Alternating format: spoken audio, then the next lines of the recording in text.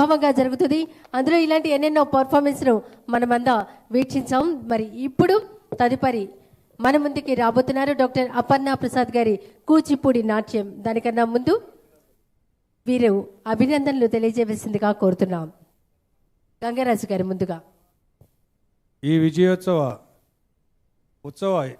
ఉత్సవము విజయవాడకు ఒక పేరెన్నిక కలిగిన ప్రోగ్రామ్గా దీన్ని అభినందించవచ్చు. అలాగే ఈ గొల్లపూడి నుంచి వచ్చినటువంటి ఈ పిల్లలందరూ కూడా చాలా బాగా చేశారమ్మా. పామరు గ్రామం నుంచి ప్రగతి కాలేజీ వచ్చిన విద్యార్థులు ఇంత బాగా చేస్తారని మేము కూడా ఊహించుకోలేదమ్మా.